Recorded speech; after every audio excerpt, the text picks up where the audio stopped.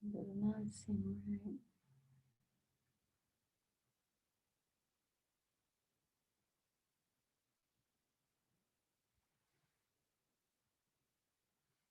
I get in there wrong.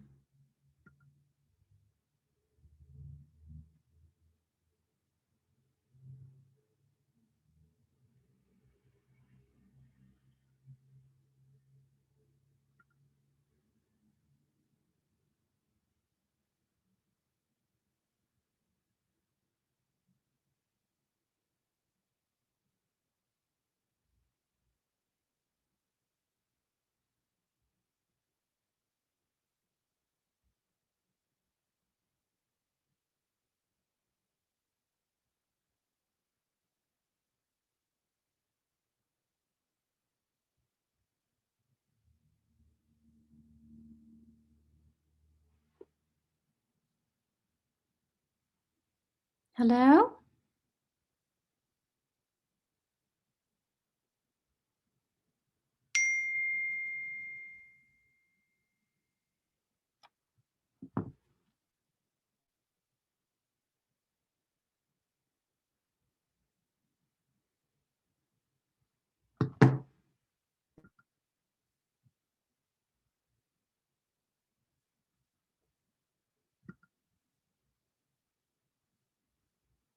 Hello? Hey, good morning, Barbara. Hi. This doesn't seem right. There's only 4 people here. Yeah, we have 4 more minutes. Yeah, but it doesn't seem right. I know. I keep like, am I in the wrong thing? So you are in a hotel room again. I'm in a hotel room again. I am. Mm.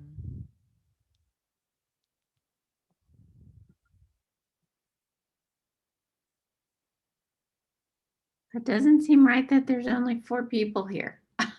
Yes, that's correct. Let me see. I, I Do looked they? at the link again. I Who only is got that? one invitation. Right. So there's no wait room. Whoever signed in got in. Yeah. Right. But I mean, Fortune is not here. Just seems odd. Uh-huh.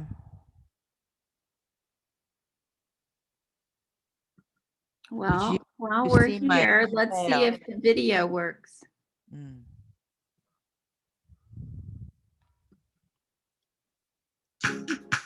Yes, I can hear it. Well,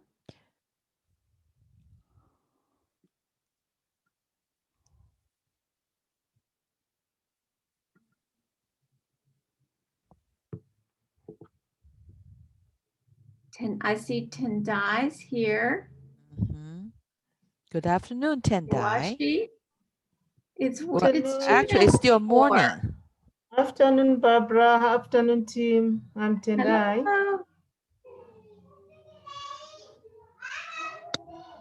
Hello. Good evening. So I think Barbara, it's in the evening your end. How are you? No, actually, we're very early in the morning, but we're well. How are you? Oh, all right. Fine, thanks. Okay. Let's get a little music going. Maybe that'll just draw people over here. But it seems odd. There's only 5 people here.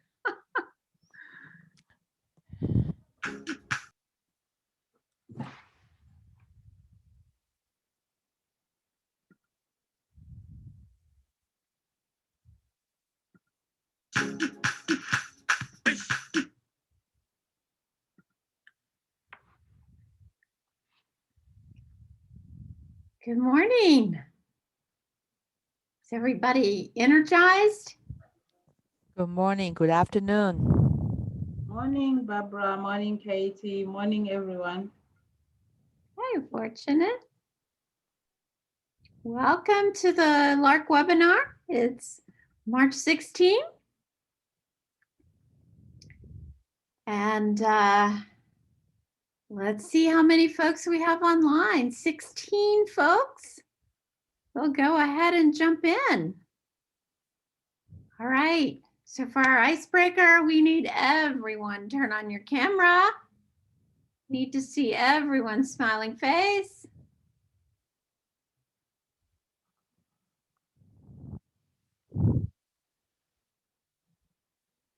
Okay, I'm seeing cameras come on more and more.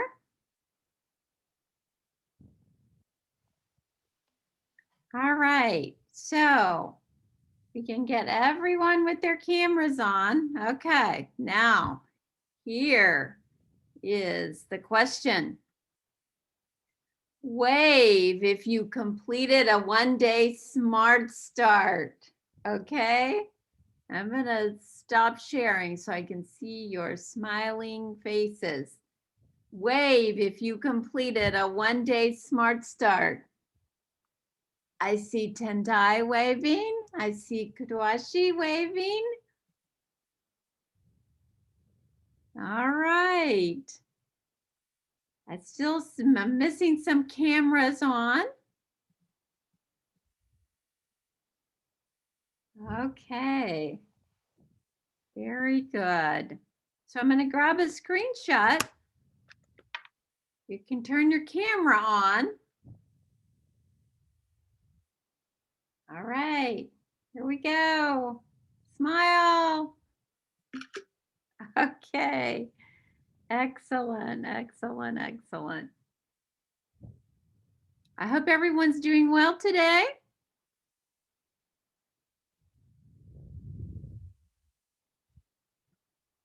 We're excited that you're here. Okay, now to type into the chat box, and we'll check back. We'll give you about 10 minutes to type this in. We'll check back later. I'll ask Fortunate and Katie if they can monitor our chat box today. Type into the chat box one opportunity for improvement that you discovered during Smart Start that you didn't previously know. So remember when you were doing Smart Start and you were walking through the process mapping, what did you discover? What opportunity for improvement? And that might mean you discovered something that wasn't being done well, wasn't being done efficiently, something was missing. When you did that process mapping activity, what did you discover that you didn't previously know? So if everyone can put something in the chat box that you discovered, that would be fabulous. And we'll start with our pager. So we will give our colleagues from BRTI an opportunity to welcome us. We've already done the icebreaker. We will have a scorecard shared with us today. We'll talk about what we learned from Smart Start. Japhet will talk to us about baseline data once again, help add some clarity. And then we'll look ahead to what's due for next time.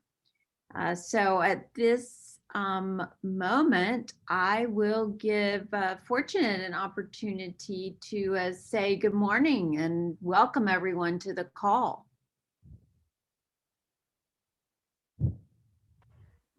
Thank you, Barbara.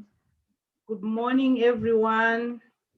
It's good to see you back for our webinar, our third webinar.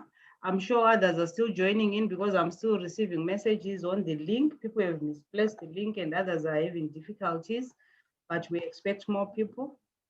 And I'm so excited about today's webinar because we're going to get a feedback from the Smart Start, the process mapping that was done in facilities. Although we also managed to be part of some of the process mapping in some facilities, but not all. So it would be very nice to hear what actually the experiences people had. So thank you very much. Back to you, Barbara. Okay, great. Well, as is our practice, we'll ask if the faculty can stay by for a debrief. That would be fabulous afterward. So let's start with the end in mind today. And let's see how many, we now have 24 online, so that's great.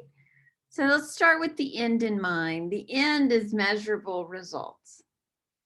And of course, along with measurable results comes improvement in our work in our facilities and improvement in patient care. So I want to present an updated overview. I know that last week everyone was busy with doing Smart Start, and not all the videos are uploaded. So we've updated and modified this, and I've sent it to Fortunate, and I'm sure that she will be sharing it with you all as well. But let's think ahead to what is that will be due over the next 2 weeks. And we'll talk about them very briefly, and then in the end, we'll circle back and talk about them again. But again, we're beginning with the end in mind. So there are 2 things that actually will be added to your PowerPoint template. Yeah, there's 2. Maybe someone can help us with removing marking on the screen. Barbara, So only host and co-host can remove, so I cannot do that for you. Sorry. yeah, I think that there's a host on from BRTI who perhaps can help us, or they can perhaps make you a co-host as well. So let's talk about 2 things that are going to be added to your PowerPoint. One is the voice of customer, and the other is a picture of your learning board. So those are 2 things that actually will be added to your PowerPoint template. Your project folder, as you will learn, is simply a place where you're keeping all the data, the history, your project outline, your action plans, your PDSAs when you start them. It's a place where those all stay together, whether it's a folder on your computer or a folder that's printed out in your organization. It's a way to keep everything together so it'd be handy and easy to make your reports.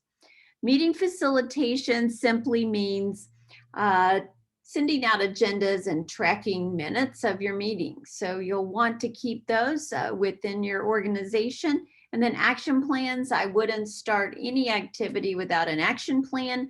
If you want to get the action items done for the next 2 weeks, I definitely have an action plan. I'd assign someone as responsible, and I would assign a due date. So that would be an important tool to also have as you're working, and it constantly is updated.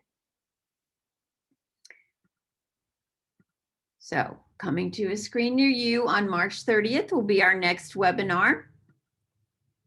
And the deliverables will be due on March 24. And this is the time frame that March 24, coaches will present their deliverables to the faculty. Then March 25, faculty can review. The faculty can get that to the project management team on Friday, the 26th, and then on the 29th on Monday. When I wake up, there will be lots of deliverables in my email. So that's the time frame. So are there any questions about that before we move on to the scorecard?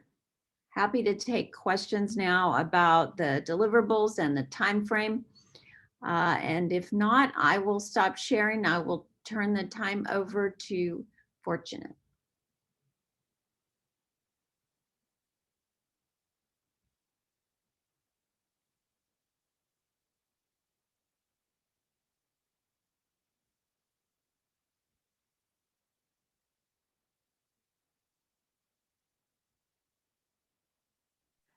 Thank you, Barbara. Let me share my scorecard.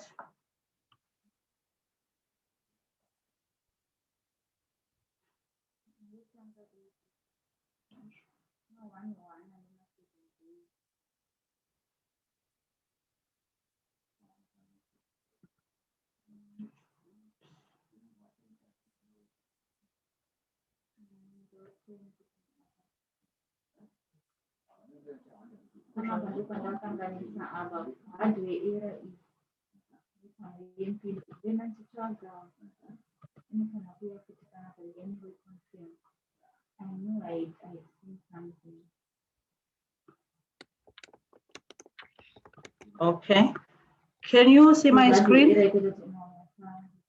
Yes. Okay, let me just go to, okay.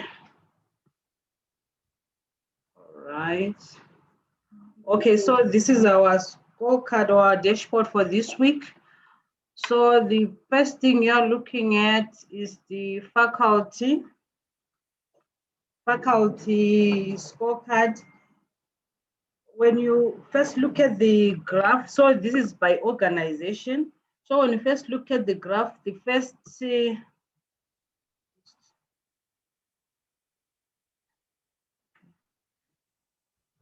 all right, so we have Zimtech coming first. So the blue bar, it shows the total number of participants.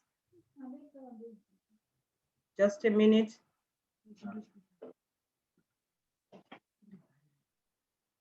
Just a minute.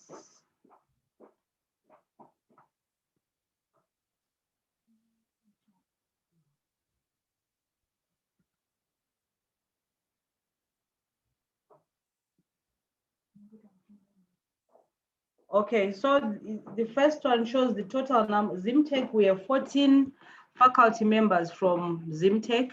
So from the 14, we have 6 we have managed to complete their IHI courses. But I think, and then, so that is of big significance. Then when you go to BRTI, we have 9 and 8 have managed to complete. ZHI, we have 7, but we only have 1 person who has completed the IHI course. So this is a cause of concern, faculty from ZHI. Of it, we have 6 and only 2 also have managed to complete. So faculty really, they are lagging behind. Zach, they're doing well. We have 4, just 2 more to go. PSI, 1 more to go to complete their IHI courses. FHI 360, we have 2 faculty members and none of them is completed. So really this is, we need to look into FHSI and also CLSI. We don't have anyone who is completed. And then when we go to the next slide.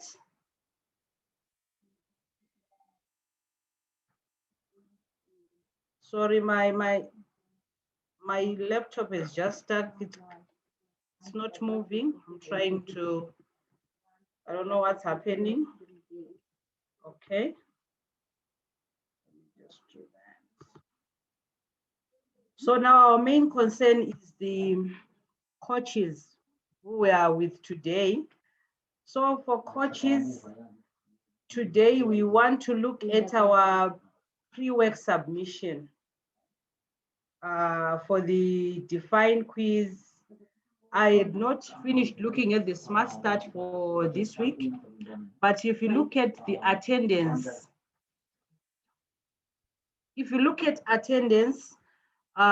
from the coaches, you realize that with Zimtech, we have last webinar from Zimtech, we had 17 people out of 35. That was about half the people attending the webinar. And on the pre-work submission, we had 66% of coaches from Zimtech submitting their pre-work. But when you look at ZHI, also we have 13 people, coaches from ZHI, and from those 13 on the pre-work submission, we had 5 people only submitting their pre-work, which is about 69%. Ministry, we have 39 coaches from Ministry of Health, and from the 39, we had 24 people submitting from Ministry, which was very good, and which was about 24%, 51%. And then Zach, we have 16 coaches from Zach, and from these 16 on the pre-work, we had 8 submitting, that is half. So generally, if you look at these tables, you see that coaches are not submitting their pre-work. It's not all coaches who are submitting. It's just particular coaches who are submitting. So I think the next step we're going to liaise with the partners, because when you look at the trend, it's the same coaches who are submitting. Those who have not submitted, we have never submitted, are not submitting anything. So I think we need to talk to the partners so that they can follow up on these coaches. I don't know what the problem is, because we send the deliverables on time, but still people do not submit on time.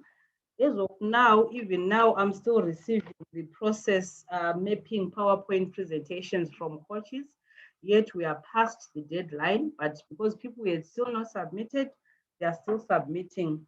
So I think maybe we need to talk about this. Maybe what are the challenges? Why are people not submitting on time, and why are people also not attending webinars? Because even if you look at also webinar attendance, and of major concern, we'll still go back to FHI 360. They were not our partners, they were not in the system in the last cohort. They are new in this cohort, but the attendance is very poor. Last webinar, 2nd of March, we didn't have any coach coming from FHSI. And our first webinar, I think we only had 1 attending.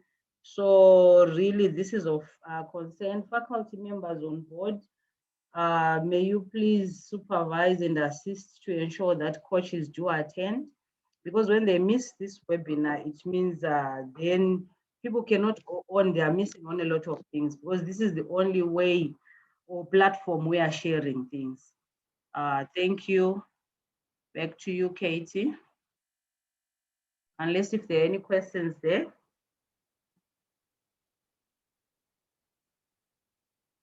Thank you, Fortunate. We appreciate you keeping us on track today. And so we will get back to our PowerPoint here. So what did we learn from Smart Start? I would like Fortunate and Patience and Japhet, they were out helping and in the field and spending time helping folks getting started on Smart Start. So perhaps, Fortunate, you all would be willing to share what you found, what you saw, what you learned on Smart Start, and then we'll sort of walk through the PowerPoint presentations. Okay, thank you. I just have a few slides which I want to share. Let me just see now. I'm not sure where I put this. Let me just check.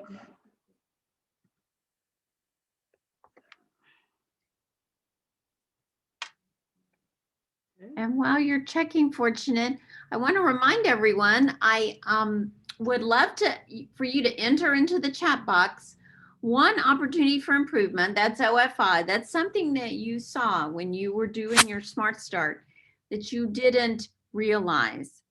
Something that you saw that you hadn't seen or known about before, but by walking through the process, you were able to see that opportunity for improvement. So enter that into the chat box.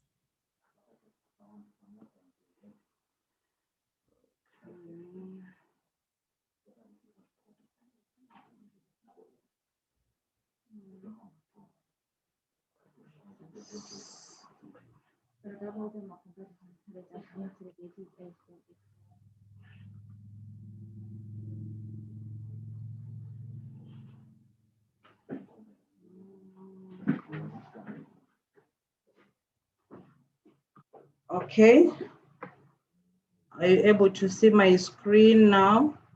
Yes, we can. Okay. So this is just the, let me put it on, okay. The field work for Smart Start. we went to 5 facilities in this 5 facilities, yes, in different districts. And it was myself, fortunate, and then there was also Patience, who unfortunately cannot be with us today because she's in another training. And then there was also Japhet. So what we realized,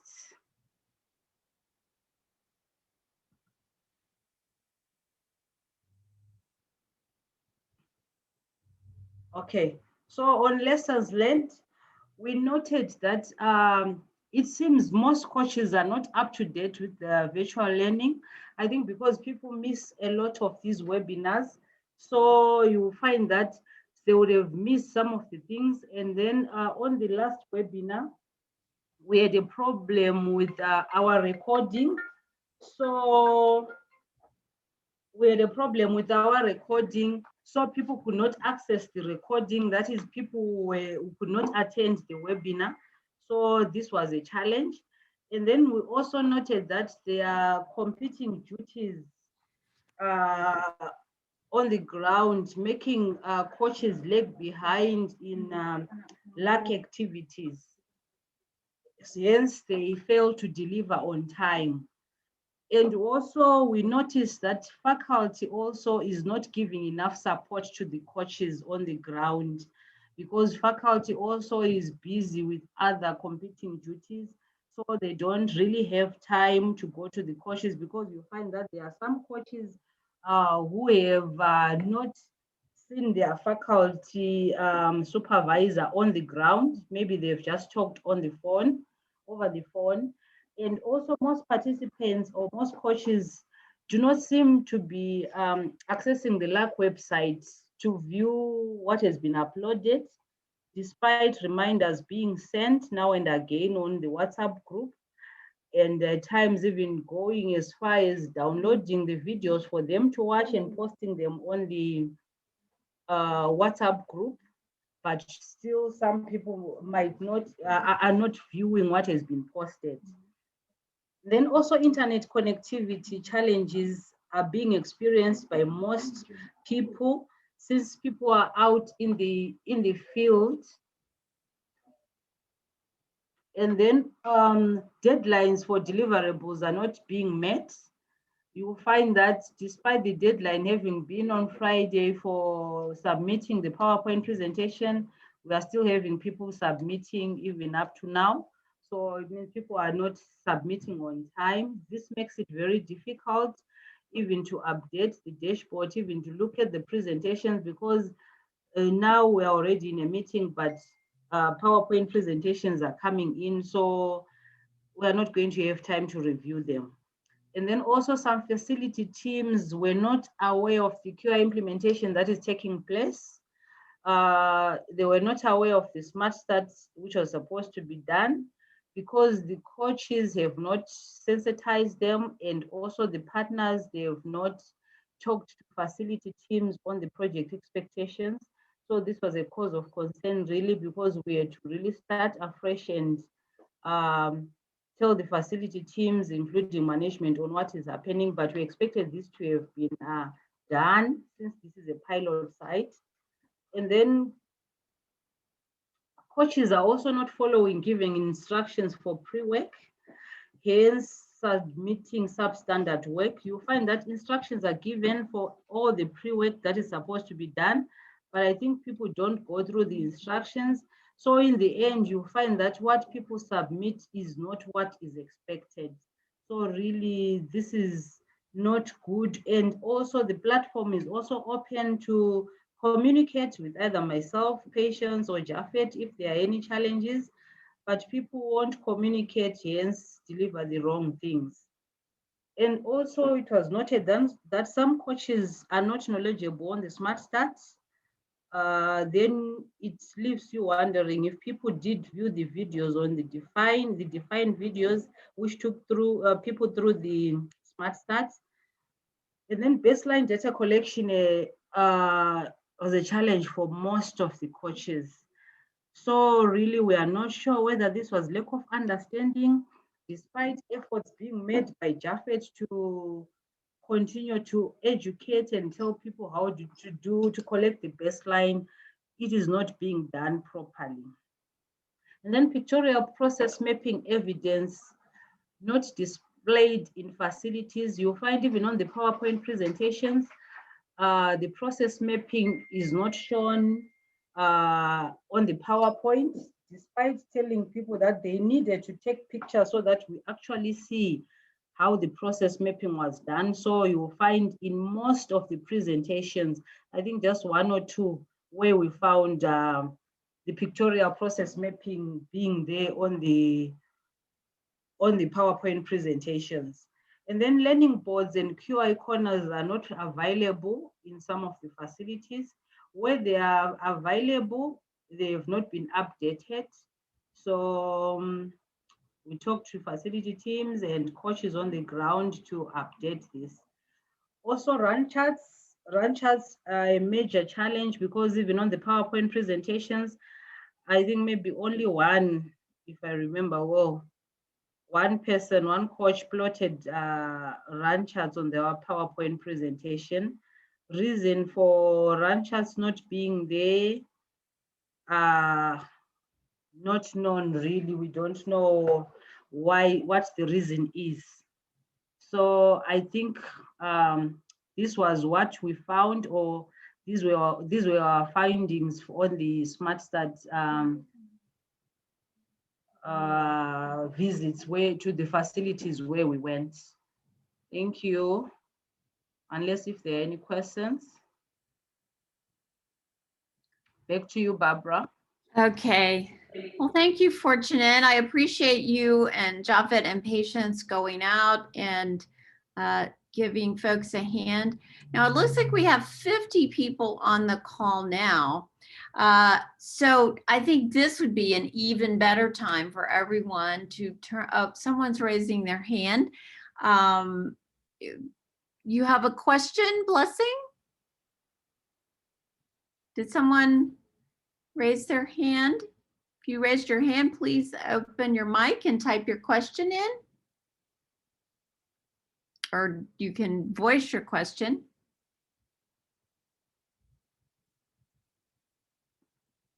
Okay, I don't see the hand now.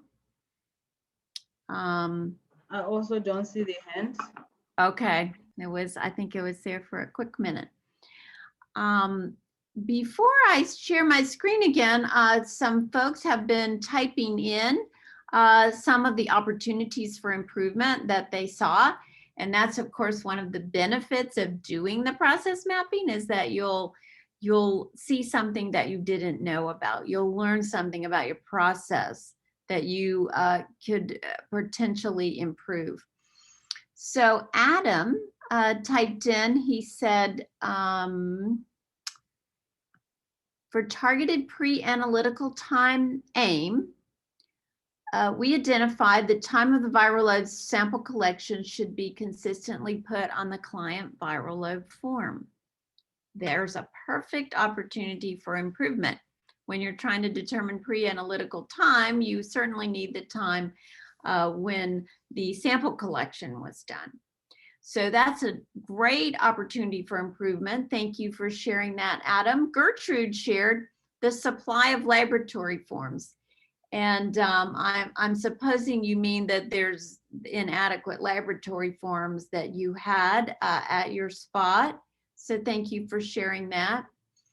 And Adam comes back with a suggestion was for ARC clinicians to use initials as opposed to signatures when they submit viral load samples to the lab for ease of tracking or troubleshooting, and that there should be initials in the logbook to know the ARC clinician. So you can match the initials with the names. So that is another great aha moment. When you walk your process and you look at it carefully, you should be seeing lots of opportunities for improvement. The list should be long. And someone says they're having big network challenges, but they will keep relogging in. So if I could get everyone turn on their cameras now, I'm going to grab a great picture of everyone here. So turn on your cameras. Let's see your smiling faces. And we're going to grab a screenshot. Good to see many of you here today. We are at 50 now, so that's great. Let's see those smiling faces. All right, I'm going to go ahead and grab a screenshot now. Smile, you're on candid camera. All right, excellent. And I will tap that on here. Okay, very good.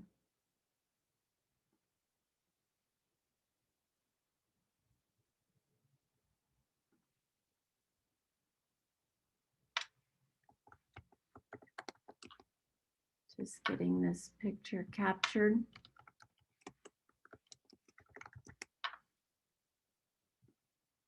Okay, excellent.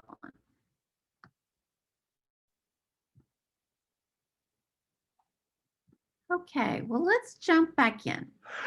Let's talk more about Smart Start.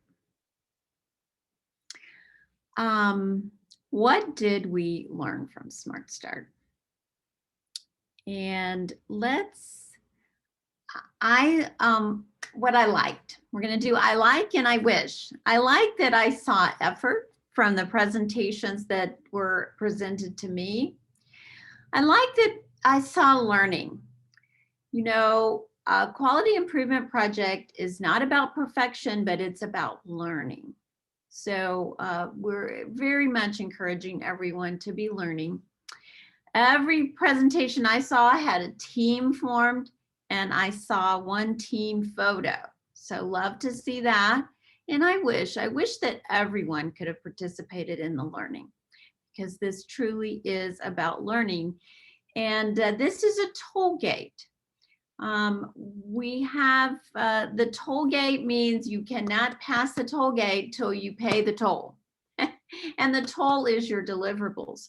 So, and really that's not arbitrary. It's just because you cannot properly do a project until you've done that process mapping, until you've understood your current process, then you cannot improve it till you see and understand your current process. So I got some comments back from the faculty. I think these were shared with you, and I put them into some categories, and we're going to try to address some of those comments that your faculty saw as opportunities for improvement as we go forward. So the first category was in the PowerPoint presentations, probably not following instructions, or the fields were incomplete, or there wasn't a pictorial process map. So we'll address the PowerPoint presentation piece. The baseline data, some were not clear. Sometimes it didn't make sense, and run charts were not plotted. And then the Smart Start knowledge. So some folks hadn't seen the videos. Some faculty hadn't participated before. We have some new faculty who haven't participated, so didn't have the experience. And we didn't maybe really understand. So let's take a moment here and see how we can address these concerns. So here's the piece about the toll gate. You know, we're using the DMAIC process, and the toll gate means you can't go through the toll. You can't keep going down the road until you stop and pay the toll. And the toll is your deliverables. So you really can't move to the next phase until we've done this phase. So that's going to be a bit challenging this week, because you'll be doing kind of the previous deliverables and the current deliverables. But really cannot go forward until we get this really critical piece done. And then beginning with the end in mind, these were the deliverables from last week. There was a process map, a process table, the impact effort grid.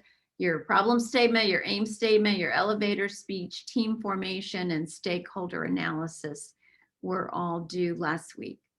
So let's review the PowerPoint presentation part to make sure that that is clear. And I'm going to stop sharing and I'm going to reshare the PowerPoint presentation. We're going to open that.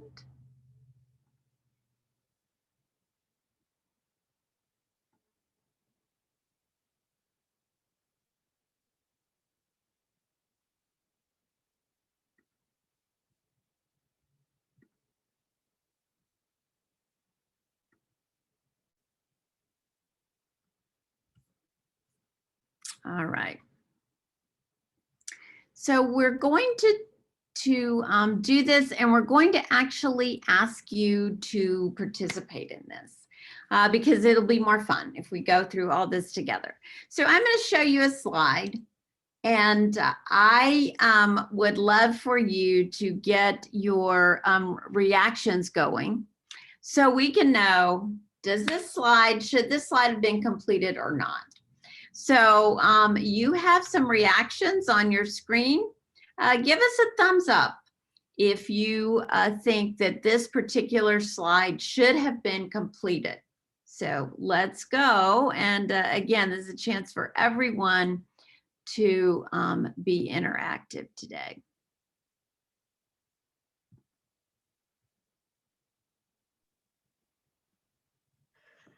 All right.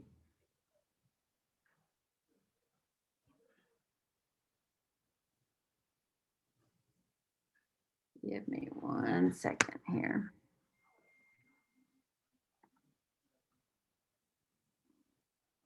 Okay. Are you seeing a slide that says site? Yes.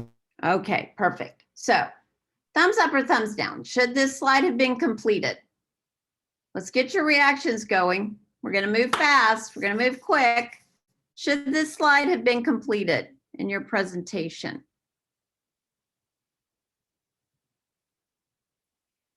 Okay, thumbs up.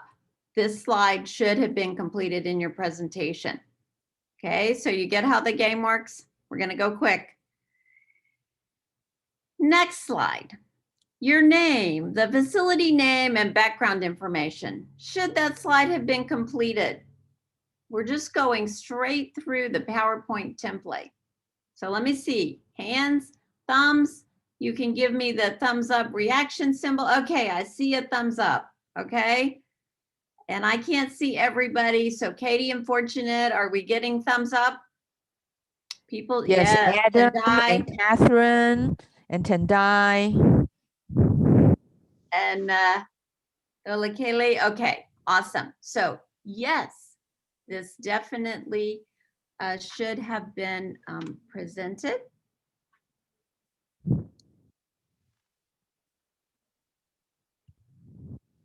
And okay, I have completely lost my cursor, so we're going to try to stop sharing and find it back. Okay, thumbs up on that one. Now, what about this slide? Team with a photo. Should this slide have been completed? Yes? No? Okay, Tendai says yes. For sure, this slide should have been completed, and it should look something like this. There should be a name of each team member, and there should be a picture. So, and here's a team that completed this, and look at this, a beautiful picture of the team members. A shout out to Bandura Hospital Laboratory. Give yourselves a hand. All right, what about this slide? The project summary slide. Should this have been completed? Okay, let's see. What do you all think? You can raise your hand. You can give me a thumbs up symbol. We're going fast here. Should this slide have been completed? Indeed, it should have. Should you have completed the intervention section? Intervention. Thumbs up, thumbs down. Yes, no. How about the intervention section? Should the intervention section have been completed? Let me see some hands there. I don't see any symbols. No. There's because you no haven't thumbs done- down. Okay. No, you should not have completed the intervention section because you haven't done an intervention yet. What phase are we in? Friends, what phase are we in right now of the project? Someone tell me. Can someone type into the chat box? Open their mic. What phase are we in? There's a DMAIC phase. There's 5 choices. What phase are we in?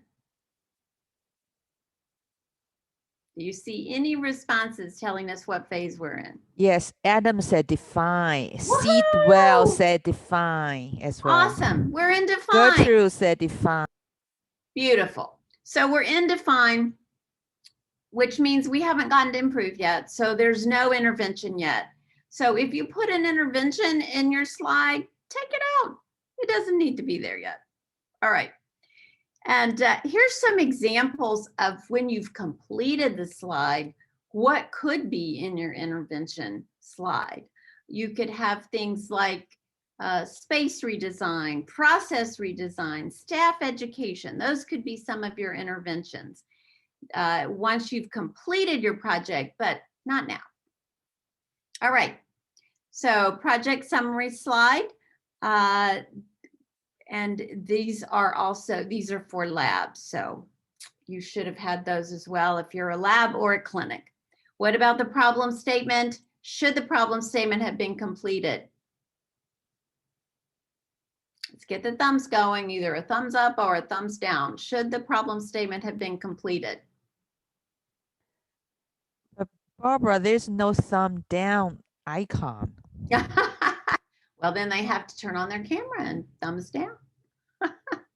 Yes, it should have been completed. Of course it should have. And if something says instructional, just take it off. It's not meant to come to the final. How about your elevator speech? Should that have been completed? Elevator speech. Should you have completed your elevator speech? I see a thumbs up in person. Oh, wait, is that a thumbs up or a thumbs down? I can't see. I see the top of someone's head. It's a thumbs up. Okay, excellent. Yes, the elevator speech should have been completed, and Makande Christian Hospital completed their elevator speech. They put in there why is important. Some folks completed their elevator speech, but they didn't put in there why it's important. So a shout out to Makande Christian Hospital. They said it's important because monitoring clients if they're responding well to ART. So thank you for that. And Bandura Hospital Laboratory also put it's important because patients being able to get appropriate clinical intervention in a short space of time. So a shout out to those two for the elevator speech. So what about this slide? Questions, process table map, instructional slide only. Do you leave this in your presentation? All right, thumbs up, thumbs down, yes, no, type in the chat box.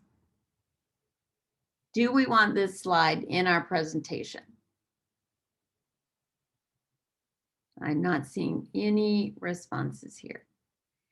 So I'm just going through the template that you all received. Adam put a thumb up. Thumb up. Adam, you were close, but no, because it's an instructional slide. It tells you how to do your process table and your process map, but doesn't stay in the final presentation. But of course, process table and process map should be.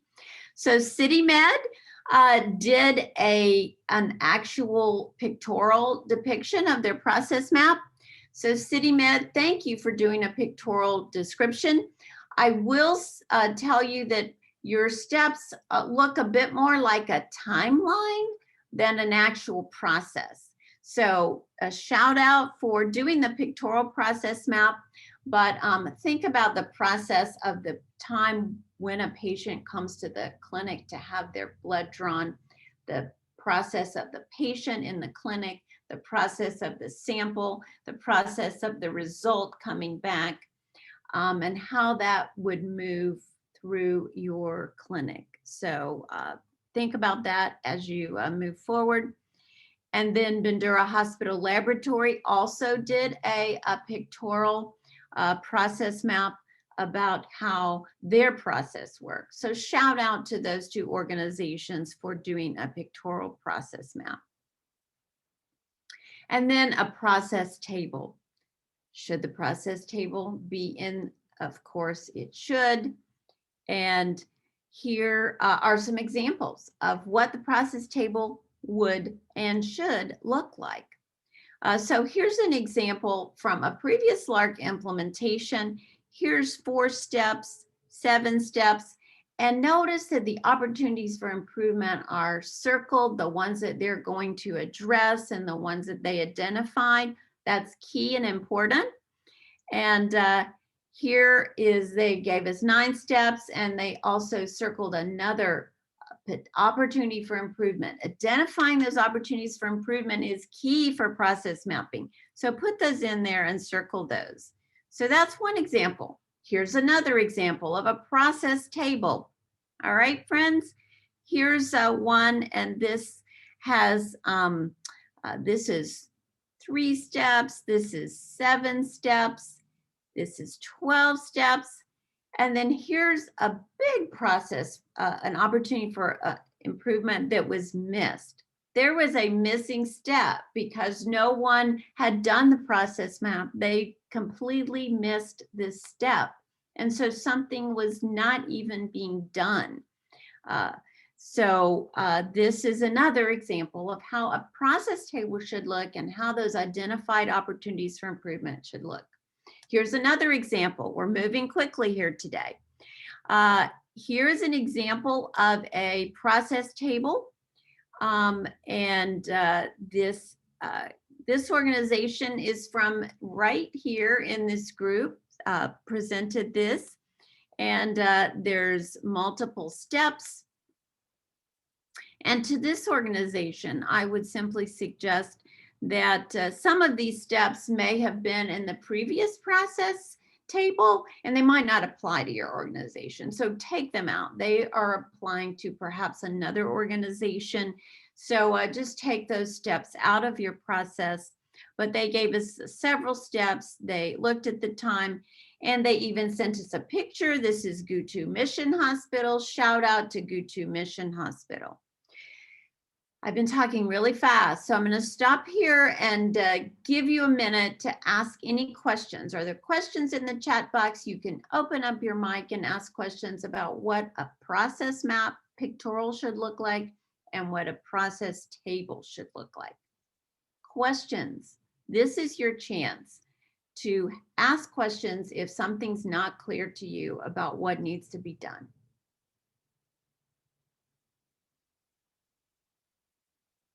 Okay, good facilitators count till 7, so I'm still counting. If you have a question. All right. Here's another example, and this comes from the Makanda Christian Hospital. They do have multiple steps here. Who's responsible, how long, and identified a few opportunities for improvement. Highlight or circle those ones that you found that you're going to address, and they're going to feed into the phases that come to follow. But it looks like a very detailed process map, so a shout out as well. What about the pictorial process map? Yes, of course, that should be in there. What about the voice of customer? Should the voice of customer have been completed in the from last week? All right, thumbs up, thumbs down.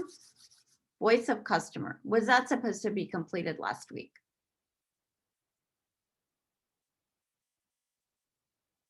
I'm not seeing anyone seeing any signs here? Yes or no? Were you supposed to complete the voice of customer last week?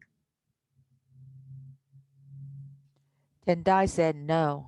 Tendai is correct. Catherine said 100%. no.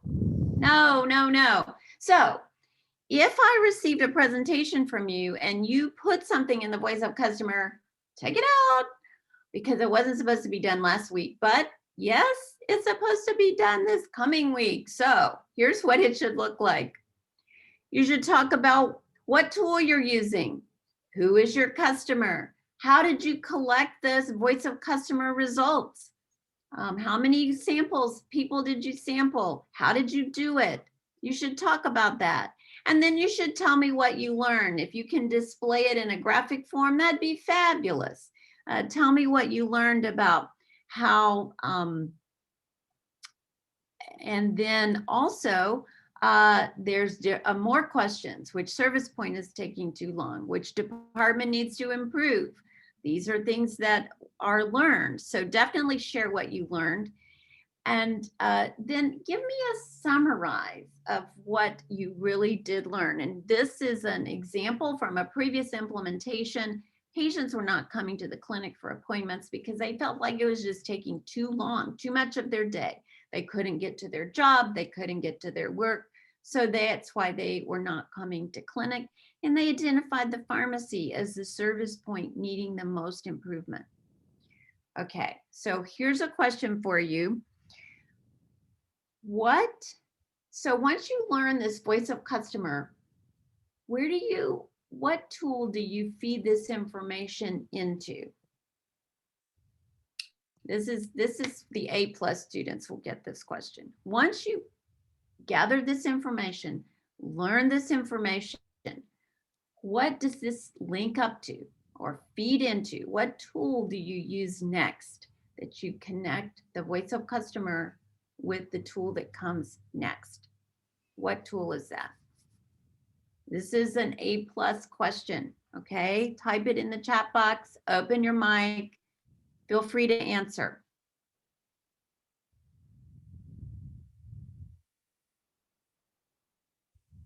One, two, 3, 4, 5, 6, 7. Anybody have an answer for that?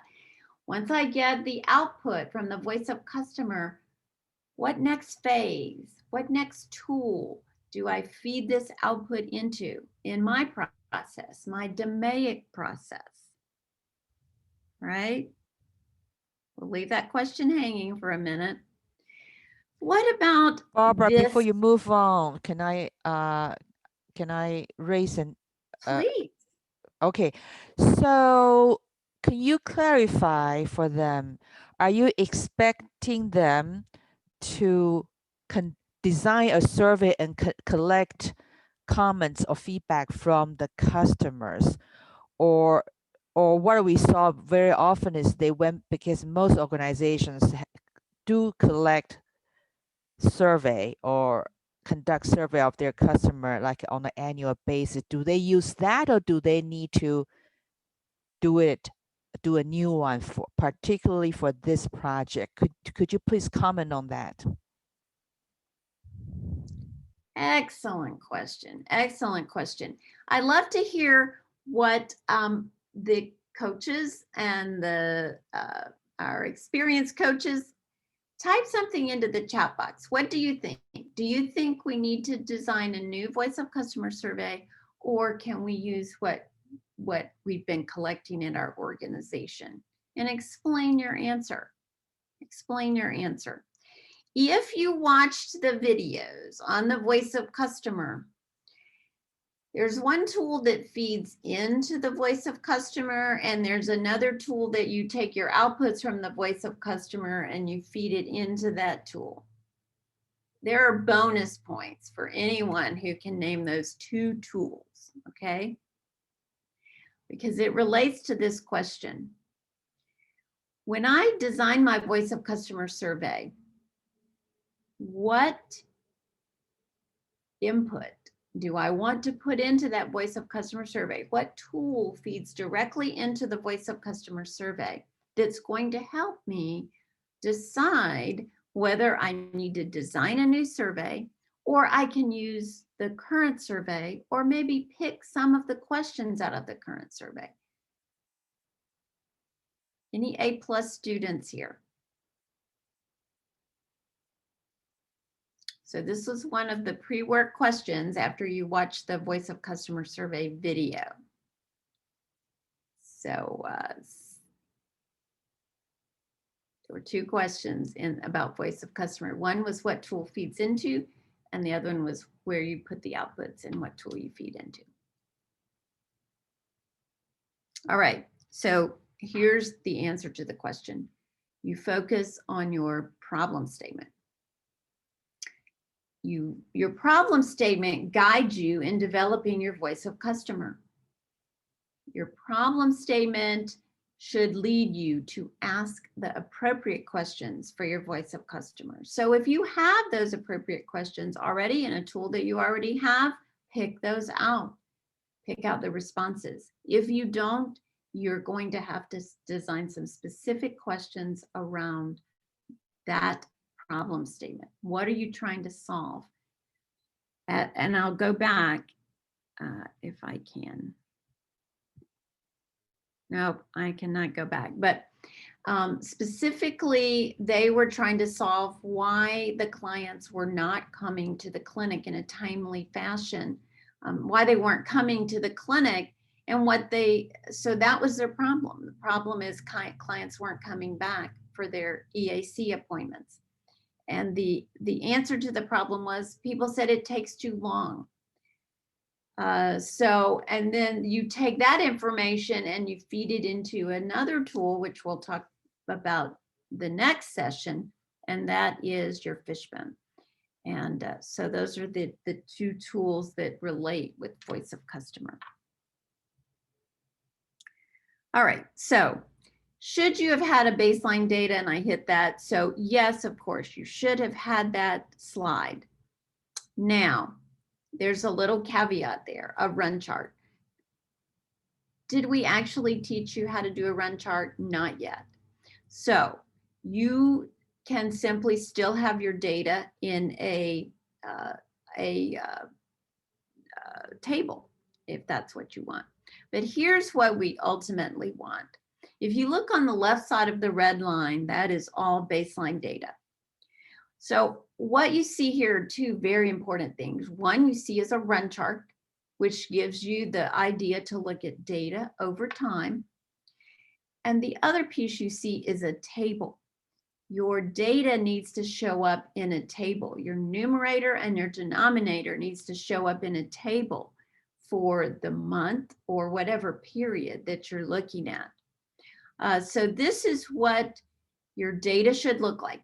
We haven't taught run charts yet. If you're not able to do that yet, very soon you will be. But at least the data needed to be in a table format with the numerator and denominator so we could see it. So that's what that should have looked like. How about the root cause analysis? Should you have completed the root cause analysis? Tell me yes or no. Thumbs up, thumbs down. Should you have completed the root cause analysis? There's a big hint here. The root cause analysis is in the analyze phase. What phase are we in? Define phase. So no, if you put things in there, that's nice, but that is not what was assigned for this time. And we haven't gotten to the analyze phase at all yet. And certainly we're not to the improve phase. You haven't done a 5S. What about the impact effort grid? Should that have been completed in your PowerPoint? Impact effort grid. Yes, no?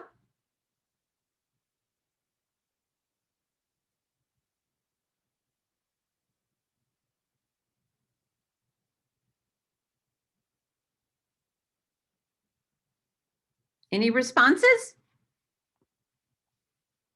I don't see any. Oh, Mildred, thumb up. Mildred, you have got it. Of course, yes, that should have been. That's the tool where it helps you prioritize those opportunities for improvement that you saw. If I could say this once, I want to say it 1,000 times. Doing the process mapping was to find opportunities for improvement, things that you can work on. And this tool just helps you to prioritize them. Is it something that is it easy to do and has a high impact? And it's just do it. And just do it's get done within 1 to 2 weeks. If it's more difficult to do, but it has a major impact, that would be a detailed project. So if it's the one you're working on, that's great. If not, put it aside and we'll work on it later. All right, so this is an example of what you should see when you see it. Just do it. There should be multiple things that you've identified, not 1 or 2. You should have identified multiple things. When you're walking through that process mapping, you should have had those improvement glasses on. You should have identified multiple things. Here's an example from Gutu Mission Hospital. They found 3 just do it's, and that's great. And then they found a detailed project. So their just do it's were documentation to be done in the consultation room, sample collection table outside to reduce walking, 1 transmittal sheet per day. So I think those are pretty good just do it's. I don't know what all of them involve, but a shout out to Gutu Mission Hospital. And then CityMed, they also completed their impact effort grid, and they had a just do it of pull out books without viral load. Now, I don't know exactly or understand how that would work, but I think that would be something that we like to call a blitz, right? You pull everyone together, and for one time, for one day, one Friday, whatever, you sort of go through all your books. It may take you more than 1 day, but you would pull out those books that didn't have viral load and you would identify them. So that might be a blitz. That might take a couple of days to do. You might pull a team together, but it's kind of a one-off kind of a thing versus a project, which would take over time. So just do it. Definitely should have been there, and we'd love to see a picture of your just do it's. So put some pictures in there. And here is an example from a previous LARC implementation.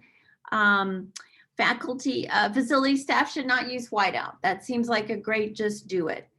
Complete with the MFL code. I think that might be something like a cohort number that you might use. And they talked about printing out in batches and results not shared with departments consistently. I don't know if that's a just do it or not. I'd have to understand their process a little bit better. But definitely identify them, and if you've done something about them, take us a picture and send it. How about a PDSA cycle? Should that have been completed in the PowerPoint presentation? Let's see some thumbs, some yes, some no's. Should you have been completing the worksheet for testing change, which is a PDSA cycle, which is in the improve phase? Be bold, vote. Thumbs up, thumbs down, yes, no. Anybody voting? Should you have been completing a PDSA cycle? Here's a hint. We are currently in the define phase, and this is in the improve phase. So no, if you completed that, you can just remove that. And there are 2 of them. What about a run chart once you've improved? No, because you haven't done any improvement. What about an after process map? Someone presented an old process map and a new process map. Not yet, not yet. We're doing current state process map. Once we make some improvements, then we'll be able to make a future state or an after state process map, but not today. And then in the appendices, the stakeholder analysis, should that have been completed? All right. Yes, no, stakeholder analysis. Going once, going twice. Yes, it should have been completed. And a shout out to Bandura Hospital Laboratory who did complete. And we gave you 2 tools to choose from. They used this grid tool and they snapped a picture of it. Doesn't have to be complicated. So a shout out to Bandura Hospital Laboratory for submitting that. What about a learning board?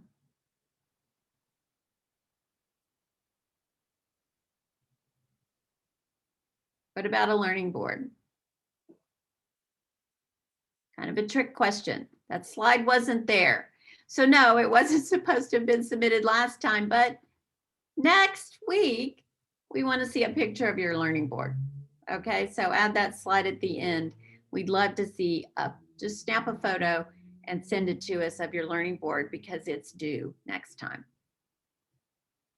So I hope that's given you a bit of an understanding and we've had a bit of chance to talk about what may have been due this time and what wasn't due. So give me a second here. I'm gonna get, my cursor is lost. So I'm trying to stop sharing here.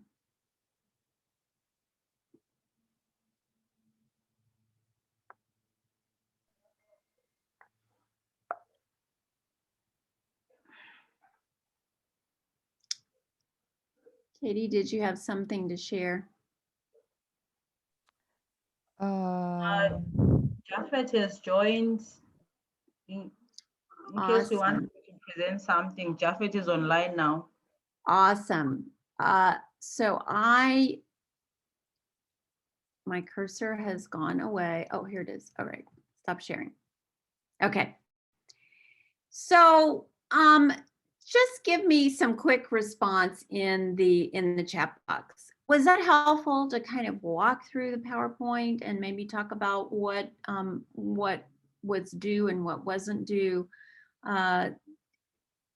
Give me some feedback. Again, this is valuable time, so we want to use it well, and we want to use it for what is best. So we're welcoming feedback. You'll have a chance to do a poll afterward. Blessing is raising his hand. I see a face there. So is that helpful? All right. Or did you have a, say They're yes, very valuable. So Barbara Tendai said, yes, very valuable. Adam said, very helpful. okay. That is what we aim for. We are really aiming for being helpful. And then I think that what I had next was for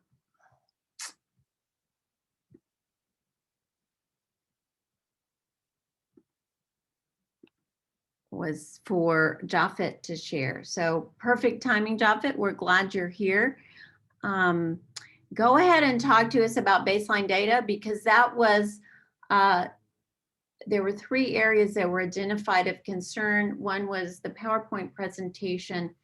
Another one was really understanding Smart Start. And I can play that video again if I want to hear some feedback from the chat box, if you'd like to see the video of walking through Smart Start again. But let's let Japhet go ahead and share about baseline data. And then type into the chat box if you'd like to see the video again, kind of walking through Smart Start. Japhet, over to you. Okay, thank you, Barbara. How are you, everyone? Sorry for joining in late. Okay, thank you. So for this discussion, I think it would be good if it's more of a discussion than a presentation, because I think from what I've gathered from the data that we have received so far, it looks like we still have some gaps in terms of one, understanding the metric, then number two, in terms of presentation of the data. Yeah, I think those are the two main areas that I've picked from the data that we have received so far.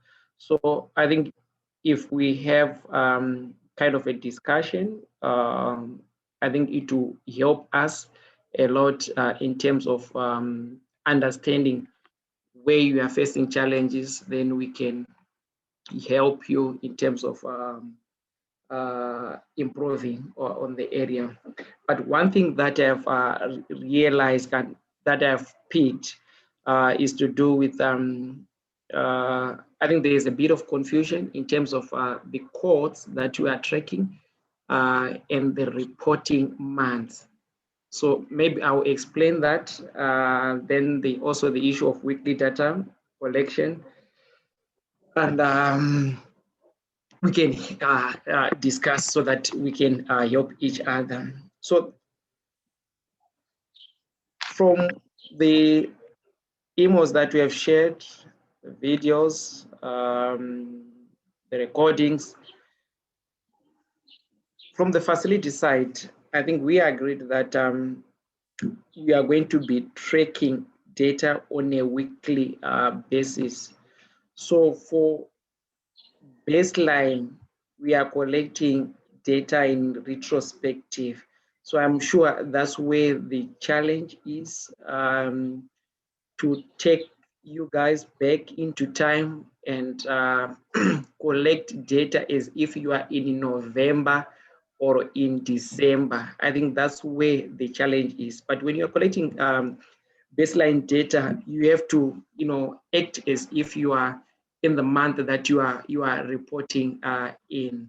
I think we have received some comments to do whether we should check whether the viral load test was done, whether the results have been received, and so forth. So like what I said, or the discussion that we had, that we are looking at those that were eligible for viral load as the denominator. Then the numerator is to check whether the results were sent and they were also received at the lab. That's number two. Then in terms of coming up with a weekly target, we said once we have established the monthly denominator for those that were eligible, you just divide the denominator by 4 for us to have a weekly target. Then from that weekly target, we then establish to see whether the samples were sent to the lab. That's number one. Number two, in terms of labeling, especially on the presentation, I've seen some presentations from facility where they were labeling the reporting months. If they were reporting for the month of November 2020, they were now using the codes as if the codes were the reporting months. The codes were there to assist us in terms of data abstraction process. That's why we're saying from November 2019, going back into time, December 2019, going back in time, the 6 months viral load, the May code, and the June code. But when you are reporting as if you are in November 2020 and December 2020. So that's one thing that I've picked from the presentation that we have received so far. And again, for some, they are also submitting patient level data. Like what we agreed at the national level, we only require you guys to send aggregated data, the numerator and the denominator. Then in terms of coming up with in average performance. In average performance. So you are now looking at your weekly performance from week 1 of November 2019 to week number 8, that is end of December 2020. You calculate the average by looking at the performance, those 20%, 30%, and so forth. So you calculate the average of those performances for each week. I've also noticed that some coaches then add up all the numerators for all the weeks or all the months. Then they divide by the total for all the denominators. But if you look at there's an issue when it comes with different denominators, is then distort our baseline. So the way we should come up with an average, look at the average performance, the percentages, that's the one that you use to calculate the average. I'm not sure from Barbara and Katie if there's also anything that you also picked from the discussion or from the presentations that we have received, so that at least we can have we can address all the issues, especially for those that you have not submitted, the few that you have not submitted. But if I have not commented on your baseline data, I'm in the process of going through all these, whether the PowerPoint or the Excel file that you have shared, so that I can also feedback on the data. Where there's need for corrective action, you can work on that so that we have a solid baseline data, which will then inform the implementation. For the lab guys, your assignment is very simple. You are working with an Excel output from LIMS. So it's a matter of playing around with the Excel. It's different from the facility where they are doing some folder review. For you guys at the hub, you're saying for this Excel file that you have received from the testing hub, all the results becomes your denominator. The numerator, you're saying all the samples that were sent to the lab and within the targeted pre-analytic period. So you are looking at subtracting the date that had been received at the lab from the date date samples were collected. If it's greater than 6 days, it doesn't fall in the numerator. Then for the mentors, I haven't received any challenges from the mentors, I think, but for the hub and for the facility, I think that's where most of the issues are. And maybe that's one last thing. I think for those that have communicated with me, I'm sure we have discussed. And for those that are still to get in touch with me, please, we are way behind time. But I'm happy that I've received most of the data, but the process of validation and verification is the one that is taking a bit of some time because of these data quality issues. I don't know, Barbara, Patron Maketo, if you have any comments, maybe based on what from the visit that we conducted last week, so that at least we can have a discussion, because I think we have more than 3 presentations that are touching on data. We have got a video recording. We have also recordings from the meetings, the 2 meetings where we're also discussing the data. So I think it will be good if we communicate or we have a discussion on some of the challenges, so that it's not from top to bottom, but it's bi-directional. Barbara, unfortunate. I don't have anything to add, but Okay. fortunate. No, I just wanted to say thank you, Japhet. I think because you joined late, initially when I presented on our findings and lesson learned in the field, I touched on baseline data that most people were having difficulties in collecting that, but you did assist a lot of them, even during our visit through the calls and on site. Hence the reason why we had wanted you to talk about this again. So I think now you have covered it all, unless if the coaches themselves have questions for you, if there's something they didn't understand, maybe. But I think it's okay on our side. You've covered everything. Thank you. Back to you. Javed, there's a comment. Hi, this is from Amidu. Hi, sorry, had dropped when you were about to explain the role of the lab. Can you repeat on the role of the lab? Oh, okay, thank you. So we have the hub, which is the district lab, and the testing lab. So for the testing lab, you are to provide both the hub and the facility with Excel outputs from LIMS. So let me start with the facility teams. The lab or the testing hub is supposed to provide with the samples that they received between week 1 of November 2020 to December, that is week 8 of 2020. So you are providing with the numerator for the indicator that you are tracking for the facility. Then for the hub,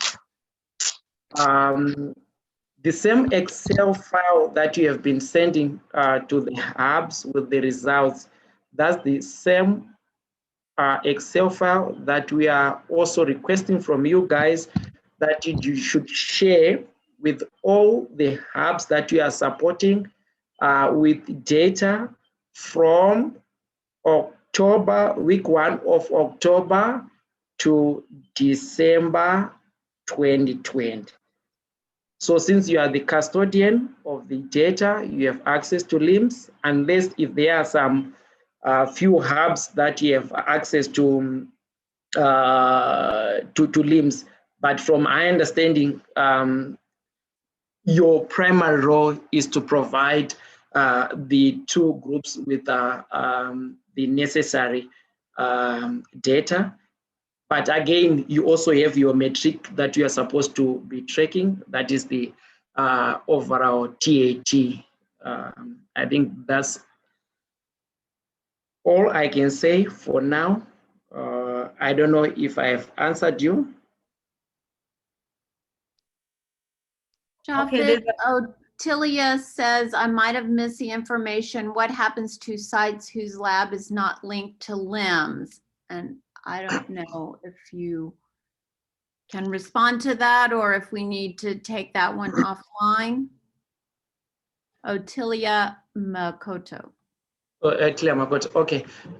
Maybe Matron Maketo might be in a better position to assist. My assumption was that all the samples are being sent to the testing lab where there is LIMS. So if samples are being processed, maybe using those small machines, whether the GeneXpert, I can't, or the Samba machines, then they should make use of the registers, because I understand the lab have got some registers, although that process takes a bit of some time. Where there is no LIMS, then we have to refer back to the manual lab registers. I don't know, Matron, if I have answered it well. Yeah, I wanted to ask Otilia that which lab would that be? Because all our testing labs are connected or are linked to LIMS. Unless if you are talking of samples that are tested using the point of care machines, and those are just a few for the targeted population. I don't know, maybe Otilia just clarify which lab are we talking about here? Okay, thank you, Fortunate. I was talking in relation to one of our sites we visited, which indicated that they could not get the information from lab since their tests are not being processed at the lab. I would want to think the same sites who tested by the point of care machines, like you've rightly said, that they would need to go the manual way. So that's why I was asking, what are we going to be doing regarding getting this data for sites who are not having a link with LIMS? Thank you. I don't know, Ottilia, because at the moment we are facing reagent stockouts for point of care machines. Maybe we can discuss out of the meeting about the facility, and then we can be able to assist. Yeah. Yeah, I think that's it, No, Matron. I think we can follow Thank up on the issue with Ottilia so that we can tackle the issue. And Barbara? Okay, thank you, Japhet, so much. I posted the question in the chat, and I'm interested to hear what people are saying. Why is this baseline data so important? Why are we talking about this? So I'd love for you to share your ideas. Why do you think baseline data is important? So share that in the chat. I've received several requests to show the Smart Start video again, and I think that might be appropriate because perhaps sometimes you think you understand and then you actually go to do it and you're thinking, well, maybe I didn't. So let's take a quick look at that video, and then we have more great things to come. So I'm going to share this video again.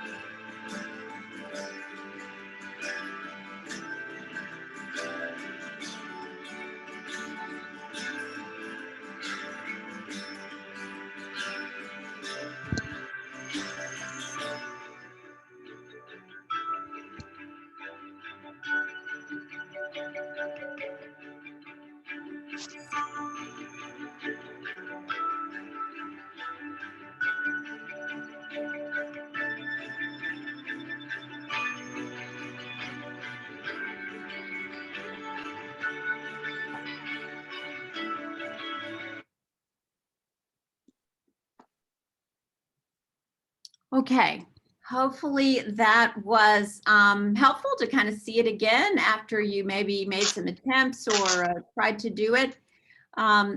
Any questions? I noticed that there's several comments in the chat box. Baseline data is used to monitor and evaluate a particular project.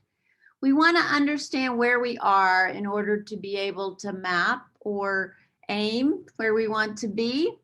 Baseline data will help us measure our progress and see our improvement as we review implementation of TILIA.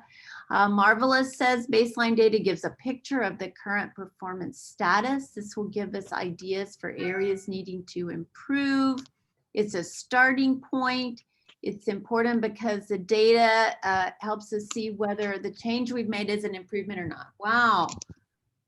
Blessing said that one. We're able to see our gap. It will show us if we really have a problem. It will help assure performance. It shows the magnitude, Mildred, the magnitude of the problem, measure progress. Fabulous, fabulous answers. Definitely spot on why it is important to get this baseline data right. So thanks to all of you for your comments. All right, so now we are going to move on.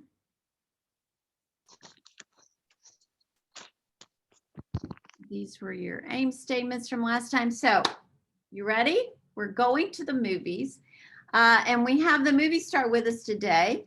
Tholakele Maseko is here and she may have some comments after the video, but I want you to watch this video because this is what we're doing next. We're looking ahead, we're moving on now, and enjoy this video from Tholakele.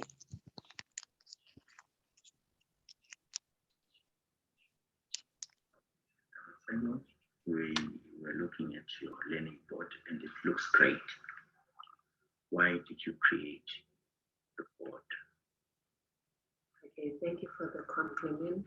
The reason why we created the board as a facility is because we're inspired by the lack of training that we did. We also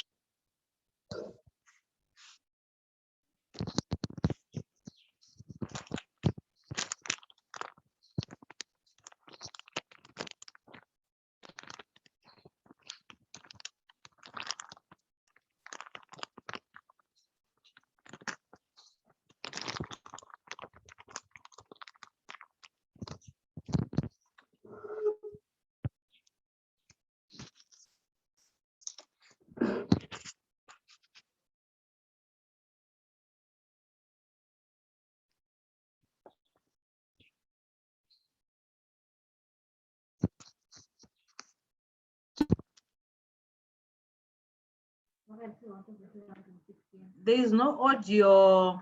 We can't hear anything, Barbara. Sure. in black and white, it is easy for reference. So you're not hearing anything at all? It was back now. We just heard something when I just said we can't hear anything. Then we heard you say easy for referral. Then she went quiet again. Okay, let's try it now. Board and it looks great. Why did you create? Okay, thank you for the compliment. The reason why we created the board as a facility is because we're inspired by the lack of training that we did. We also wanted to and put them in black and white for improvement purposes.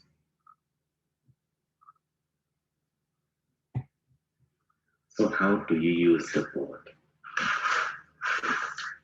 That's a very good question. How do we use the board?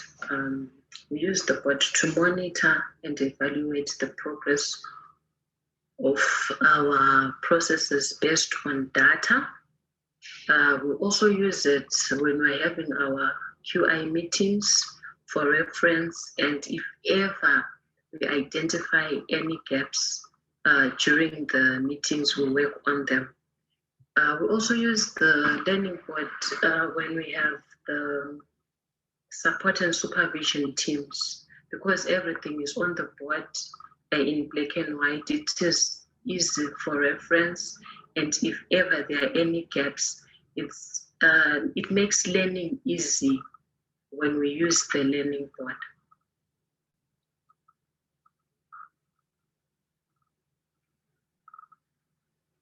So how has the learning board helped your team? How has the learning board helped our team? Improvement and improvement all the way. We've seen a great improvement from viral load coverage of 27% to 77% by end December 2020. It has also capacitated all our team members to give quality services to our HIV positive clients. It also helps in, it has actually motivated all the team members. The reason why I'm saying that the Chocholo QI team is formed by different cadres. We have got a data clerk, and we have seen a great movement, improvement, and a zeal, determination for the team to attain quality and in turn achieve our 95-95-95 goal.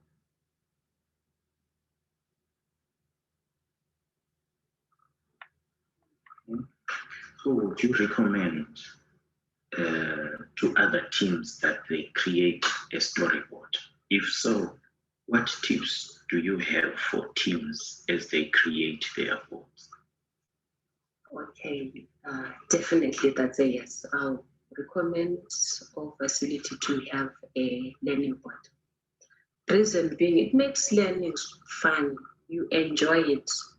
And another tip that I can give is teamwork. If all the team members involved in the process put their hands together, everything will come out well. And also, the smallest gaps make a huge impact in the improvement of the facility. When everything is written and put on the board in black and white, it makes learning easier, and it makes us understand and analyze data very easy. For example, if they use a run chart for monitoring purposes, maybe chart there on a month. Whenever there is a gap, it is easier to identify because it says on the whole. So I would highly recommend all facilities to have a learning board. What have you learned that might be useful to other teams? Okay, what have I learned? Actually, I've learned a lot of things. To highlight a few, when we do things the normal way every time, we don't get to see any gaps or not any changes. But when everything is displayed on the board, it is easier to interpret and to see where you're going wrong. And when you do the process mapping by following each and every step that we take, you get to see the small gaps that we have that can have a great impact in the quality services that are rendered to the patients. Thank you very much. You're welcome. So I believe Thola Kelly is on our call today. Would you like to open your camera and say hello to everyone?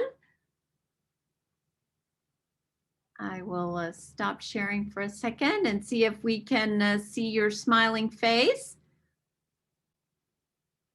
Thola Kelly, I see you there. If you can open your camera, we'd love to see you.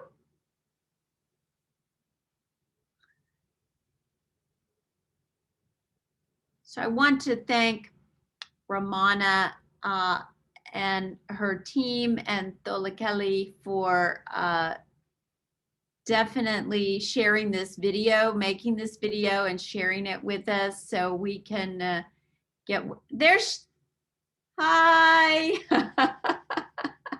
Thanks so much for sharing with us about your learning board. Excellent, excellent comments. Yes, let's give some reactions to Tholakeli. Can we give everyone, can we give her a round of applause? Do you have questions for her? Any questions about the learning board? Because that is what we are heading for next time. So thank you so much. So looking ahead, there are 2 items that I said need to be added to your PowerPoint this next time. One is a picture of your learning board, and you'll want to watch project management videos to learn about that. And the other is the voice of the customer survey. You'll definitely want to watch the LARC video to learn about the voice of the customer survey. And then the other 3, you'll definitely want to have, but they don't need to go in your PowerPoint. The project folder, as I said, could be virtually on your computer, or it could actually be printed out and attached to your learning board. But it's a place where you're going to keep all the important documents in history and lessons learned. So when it's time to make your PowerPoint report, you can just pull things there together. I want to highlight that when I say data, we really want to see your source data. We want to see your raw data. And that's important so we can understand where this data came from and understand the source of the data and how you did your calculations, how you analyzed your data. And then your action plans, the project outline and your action plans also need to be there. Meeting facilitation, that's also part of a project management tool. And again, what we'd like to see is just some, doesn't have to be long, but some short minutes of your meeting and your action plan after each meeting, how you're moving forward. So those are the deliverables for next week, plus of course, the ones from last week. So at this moment, I think we are to the point where we are able to take questions and answers. So I'm going to stop sharing and see if there are any questions. We have about 15 minutes left for questions and answers. So questions about what you want to be working on for next time. Again, I cannot stress enough that if you have not done the deliverables for this week, you'll want to go back and make sure those are done, because it's a toll gate process. You can't really progress on to do the next phase until you get this first phase done. And really process mapping, and I think Tholakeli mentioned it there as well. Process mapping is such an important foundation that if you don't get the foundation right, the building will not be good. So the project will not be good. So I am going to stop talking and ask now. I'm going to give you, we have 15 minutes and we'd love to entertain any questions. Katie has posted a link to the testimonial videos. There are more there. We're sharing them as we go along in the learning sessions, but Katie has posted a link there so you are able to go and look at your colleagues and see what they have to share. Fortunate said videos available on the LARC website, so that's great. And then also you will get a survey after this meeting, and we'd love to have you fill it out. We had, what did we have, 35, 36 last time, fill it out. No, So, only 27. 27, okay, 27. So right now we have 56 people online, so we'd love for 56 people to really go and fill out that survey, because that's how we learn, that's how we improve, and that's how we tailor this to meet your needs so that we can have successful projects. So I will stop talking now and see if there are questions. You may have questions for Fortunate. You may have questions for Japhet. You may have questions for Thola Kelly. Please go ahead with your questions now.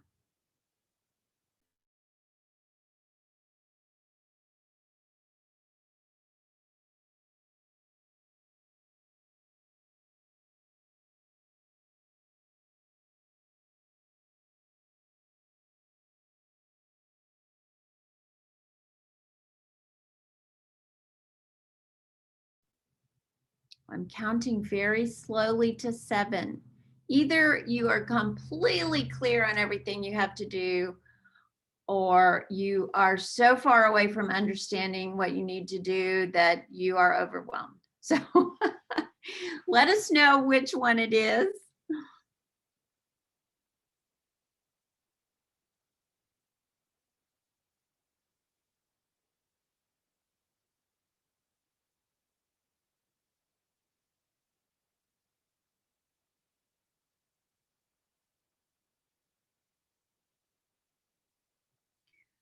Katie, Fortunate, Japhet, any other comments?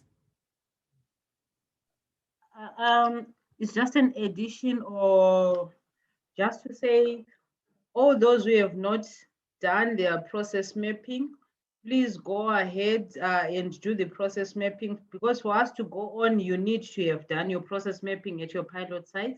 So do your process mapping and also complete the PowerPoint presentations, both for part for last week and for this week.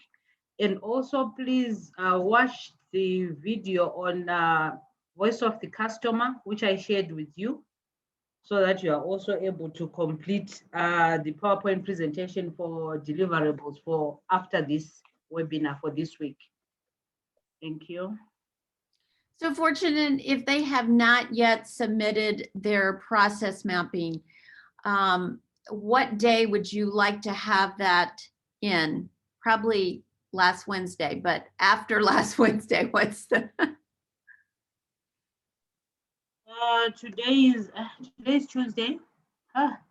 So I'm not sure, because there are some who have actually not done the process mapping. Maybe give them up to Friday.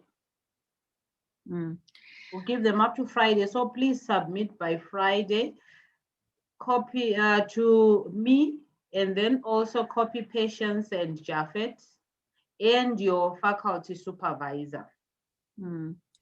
Yes. So I hear, you know, busy competing events. We understand that.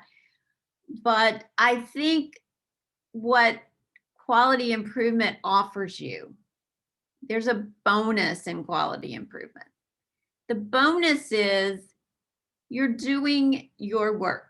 This is your routine work, but you're doing your work in a better way, in a more efficient way, in a way that's meeting your customers' needs, in a way that's making it easier on you.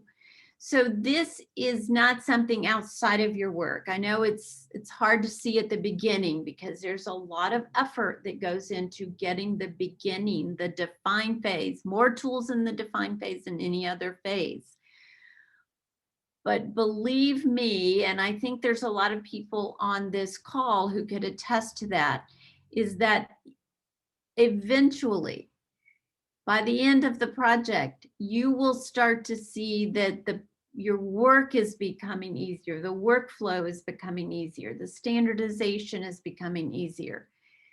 So a lot of effort up front, but in the long run, eventually, this is your work. This is what you need to be doing. And so making your work better, smoother, will be a benefit in the end. All right, I am not seeing any additional questions. So, Barbara? yes. Can I just put something, Japhet, before you say anything? I just wanted to say Also, I'm going to I'm posting the link for the Survey Monkey on the WhatsApp groups. So after the meeting, please just complete the survey so that we have more responses. Thank you. Please, So Jafet, Fortunate, go ahead. quick question. Fortunate, when do you want me to close the window for the survey so that I receive no more? Normally we say the following day, end of day, to give people time to be Okay, able to. I think if we say tomorrow, end of day, how is it? sure, We'll good. close- So yeah, everybody, end of day. after end of tomorrow, I will close the survey so you no longer can respond. So it's best that you just do it right after this webinar. Thank you. And Jafet, please. Okay, thank you, Barbara. So I also wanted to echo the same message in terms of the process that are involved in quality improvement, that we are not introducing totally different things, but this is the same work that you are doing on a daily basis, but we are streamlining it so that you work smarter and not harder. And for those that have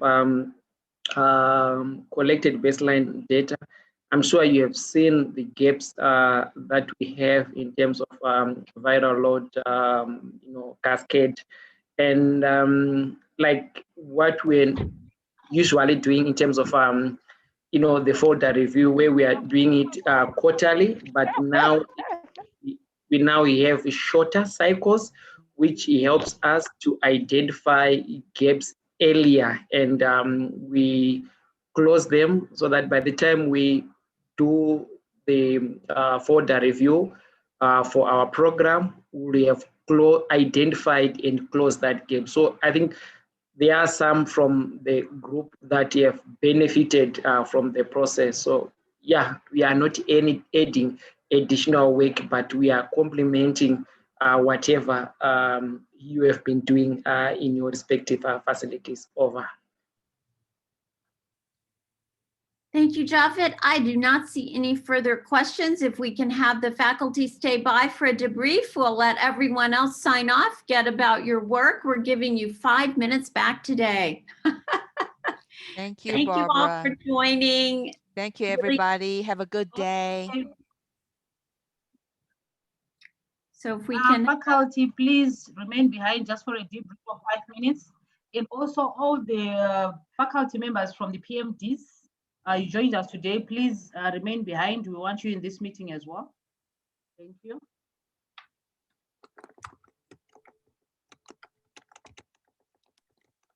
And let's complete the survey. I've posted the survey. So let's complete it.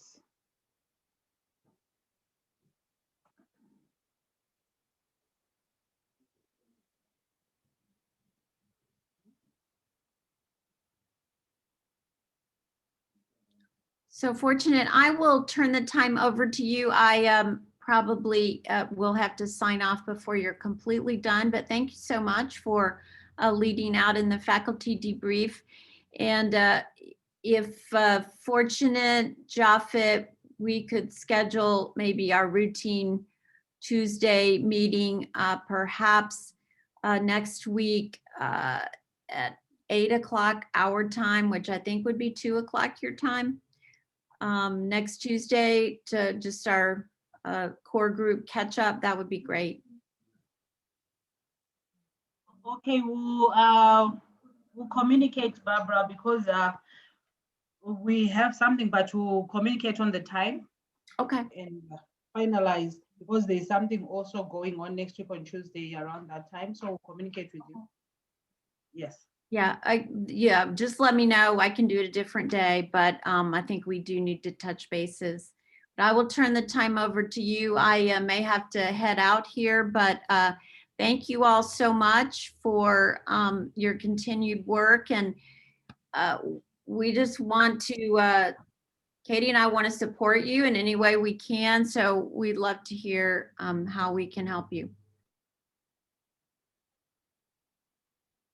Thank you, Barbara. So coaches, you may sign out, and then faculty members remain. So I don't want to be removing anyone. Just if you're a coach, please sign out. I've also posted the link for the survey on the chat box. So you can open it there and then also sign out and complete the survey. Thank you. Have a great week ahead.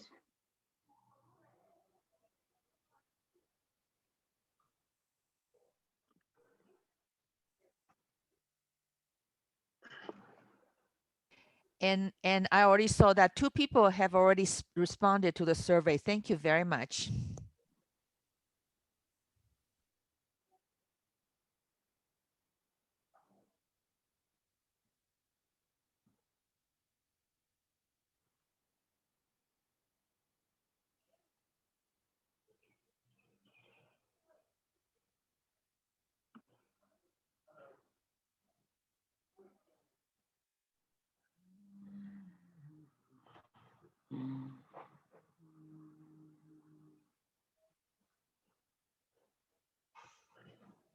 Katie, you are remaining behind for the debrief. You are around? Katie? Hey, Fortunate, I think the recording needs to stop, and if I stop, it is going to end Oh, on my computer. yeah, let me do that. You may want to